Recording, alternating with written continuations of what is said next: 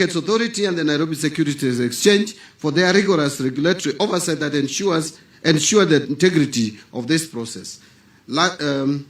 Second last is the transaction advisory team led by the lead transaction advisors. And I want to mention Faida Investment Bank, the legal advisors, that is OK Law Advocates and GA Advocates, the reporting accountants, Pres.Ruto, the data processing agent and share registrar, image registrars, the joint sponsoring stockbrokers led by Diane Blair Investment Bank and Francis Drummond and Company Limited, the advertising agency Belva Digital, the PR agency Apex Portal Novel, and the receiving banks, that is the Cooperative Bank of Kenya, KCB Bank, and Sadimic Bank, for their technical expertise in structuring and executing this complex transaction. Finally, to all the stock brokers, investment banks, and agents across the country who took this message to every corner of the Republic of Kenya. And allow me, Your Excellency, also to thank my team at the National Treasury, and we have my team here. Could you kindly rise up, led by the two principal secretaries, Chris Kipto, National Treasury, and Cyril Odede, who is in charge of public investment and asset management, and of course, Lawrence Kibet, who has actually done a lot of donkey work, actually, so to speak. And Lawrence, you'll forgive me for putting a lot of pressure on you. But you can see the results. Everyone is happy. Your Excellency, I will end there and kindly rise up and put your hands together as we welcome His Excellency the President to address us. Thank you very much. Thank you. Please, let's take our seats. Asante sana. I have literally made my statement, but let me say this. Distinguished ladies and gentlemen, today marks the fourth time that I have come to ring the bell here at the Nairobi Securities Exchange. And this occasion comes 3 years and 4 months since I first came here to launch the enhanced Nairobi Securities Exchange marketplace on the 7th of October 2022. On that day, I promised that the government would be bringing the Kenya Pipeline Company to the stock exchange. It may have taken longer than I had planned, but today that moment is finally here. Ladies and gentlemen, the Kenya Pipeline Company IPO is the first privatization listing in nearly 2 decades at this bourse. The previous one being Safaricom, which was listed in June 2008. But there is a deeper significance to today's listing. If you ask many Kenyans today, few can point to a specific national asset or project that has been built using proceeds from the sale of government stocks in companies such as KCB 1988, Kenya Airways in 1996, KenGen in 2006, or Safaricom in 2008. While those transactions helped deepen our capital markets and broaden ownership, as well as future privatization, will provide capital to the National Infrastructure Fund, which I signed into law yesterday on Monday, February 9th, 2026.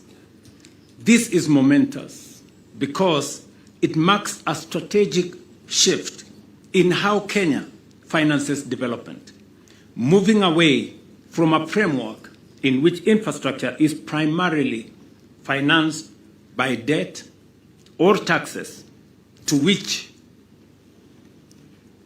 infrastructure becomes an inevitable asset capable of attracting both domestic and international long-term capital.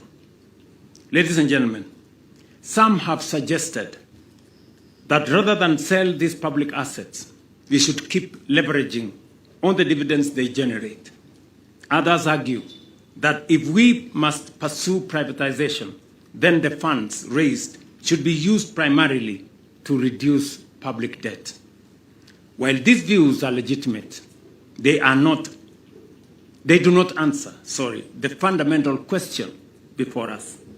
how do we deploy our public assets in a way that delivers the greatest and most enduring value for the people of Kenya, both today and for the generations that will come after us.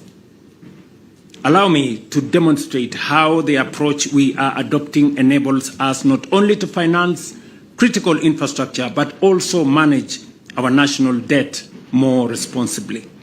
First, without the proceeds of privatization, we would be faced with two difficult choices: either to slow down investment in critical infrastructure or to continue financing commercially viable projects through additional government borrowing. Neither option serves our long-term interests, and both are suboptimal and ultimately counterproductive. Let us assume, as I said earlier, that we borrowed an amount equivalent to the proceeds of the IPO at, say, 12.5% interest rate. We would pay an annual interest of 13.5 billion every year, which is nearly 4 times the 3 or 4 billion dividend that the 65% Kenya Pipeline government shareholding would have continued earning the exchequer. In other words, while the annual dividends provide a steady stream of revenue, they are far too modest to finance the transformative projects our country so seriously requires.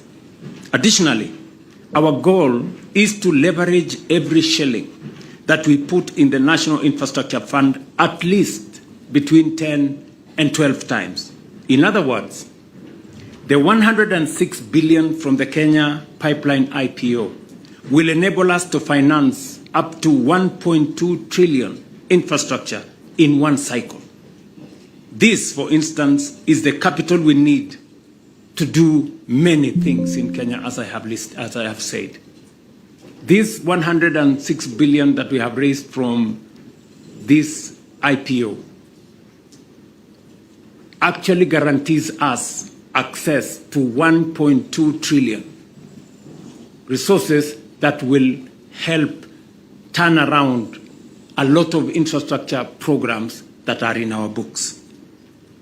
Ladies and gentlemen, as we rely more on capital markets to finance our infrastructure, the NSC will be a critical partner. Indeed, I was here 2 years ago to launch the trading of the 3 billion Sukuk bond, a first in Kenya, for the military housing project under our affordable housing program. And I opened the houses the other week just to demonstrate to you that it works. Many military people now have decent homes. In June 2025, I came back to launch the trading of the 44 billion Talanta Stadium infrastructure bond. In the course of this year, we will be bringing to the market the Road Maintenance Levy Fund, securitization bond, that have enabled us to solve the pending bills crisis that had settled road projects, that are stalled road projects everywhere in Kenya. That Roads Maintenance Levy Fund has raised for us 175 billion. And we will be bringing it here just to finalize so that people can trade as well. Put together, these transactions add up to a total of 335 billion of budget infrastructure financing. Therefore, ladies and gentlemen, today's listing is a powerful signal of the growing strength, confidence, and maturity of our economy. It further represents the continuation of the economic reforms we have undertaken to stabilize our economy and restore fiscal discipline. Over the past few years, we have deliberately worked to bring down inflation, stabilize our currency, moderate interest rates, and sustain economic growth. I am particularly encouraged by several milestones achieved through this IPO.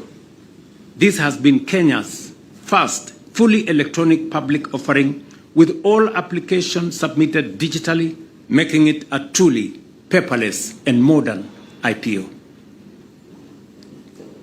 It attracted more than 70,000 ordinary Kenyan investors, achieving one of its most important objectives, broadening ownership and giving more citizens the opportunity to participate directly in the growth of our national enterprises. Equally significant is the participation of the government of Uganda and the government of Rwanda, and we want to thank them immensely for showing confidence in our country. This now makes Kenya Pipeline a strategic national enterprise and a regional one at that, and reflects the deepening economic integration within the East African community. This transaction was also the first government-led IPO undertaken under the new legal framework established by the Privatization Act, which I signed into law last year. The process has been conducted with full cabinet and parliamentary oversight, public participation, and strict compliance with capital markets, sectoral, and competition regulations. In doing so, we have strengthened transparency, accountability, and public confidence in the management and strategic divestiture of government assets. There is no dark corner anymore. There is no shadows in this transaction. Cabinet is involved, Parliament is involved, public participation is undertaken, and it is on the sound footing of law. It's no longer something in some policy. It is anchored firmly in law. This is indeed a very significant moment for our country. With this listing, we are taking charge of our own economic destiny and laying a firm foundation for accelerated national transformation. We are demonstrating that Kenya has the confidence. We also have the institutions and the capital markets to mobilize its own resources and invest boldly into the future. By unlocking the value of our national assets, we can make it happen. Thank you very much. I wish you the very best. Have a good day.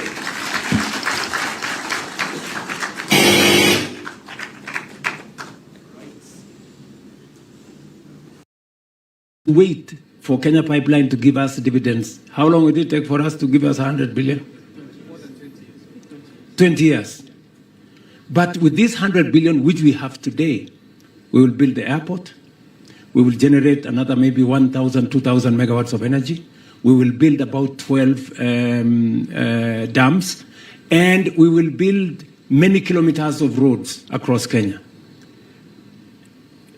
If you count what that would amount in 20 years, it would be 100 times the value we would get from dividends.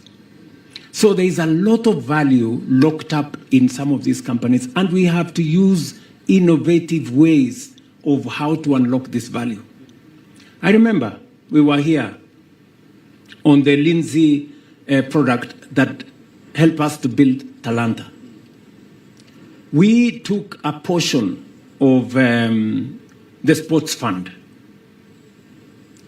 And I saw some small argument by some people there. Oh, you know, this government, they have pledged sports fund money for 15 years to build Talanta Stadium. Yes, we have. That's correct. But the question I asked them, the same sports fund has been there for 20 years. What has it achieved in 20 years? Something that we can see. Nothing. At least for the next 15 years, we will have Talanta Center, Talanta Stadium. It is a signature project. It is a project that next year will give us the opportunity to host AFCON. It's going to make money going into the future. In the past, that sports fund was used to build Cabro here, a gate there, I don't know, something there, and most of it was actually misappropriated. at least we now have the discipline to pay for Talanta. This is the kind of thinking, this is the kind of innovation that our country so seriously desires. And therefore, as I sit here this morning, I am very proud of the achievements we have achieved together. I am very happy that we have pushed this securities exchange. The numbers here are 3 times, maybe 2.5 times what the numbers were 3 years ago. True or not true? So that's the kind of thing that changes the country. What is transformation? Transformation doesn't happen. It is made to happen. This lady just said the way to predict the future is to create it. We must create the future ourselves with our own innovation, with our own creativity, with our own ideas. And that's why I sit here this morning very confident about the future of Kenya. If we move at the pace at which we are moving, we will change this country in our lifetime. The numbers speak for themselves. And therefore, the runway going into the future, we will continue to reform our space. Apart from what we are doing in all the other areas, I signed the government-owned enterprises law that now sets the standard for commercial government-owned entities like Kenya Ports Authority, like Kenya Airways, Kenya Airports Authority, like KenGen, and all the others, sets the benchmark for them. Going forward, boards of directors will be appointed in a competitive manner. People who have served as politicians like myself, they have to have a cool-off period before they can come there. What we've done in the past is, somebody fails in the election, the next day we nominate them to be a board member in Kenya Pipeline. They arrive there, the first thing they're looking for is, I've come from an election. Where do I find some money? Where is the contract? Where is the... And we mess up the whole space. That is going to be a thing of the past. And I am saying so with a lot of respect to politicians like myself, right? Me being one of them. We have to seriously consider how to move the country forward. It is the reason why I signed the Conflict of Interest Bill, to make sure that those of us who have political power or influence do not interfere with the prudent management of the affairs of our country. These are steps that, and by the way, I had a lot of difficulty persuading members of parliament to pass the Conflict of Interest Bill, But finally, we had a candid conversation, and he said, yes, there are sacrifices we need to make to get the country moving. So thank you very much. I don't want to give you a long lecture. Thank you. Thank you. Thank you, Your Excellency. I think this is the sort of lectures we like. So thank you. Thank you.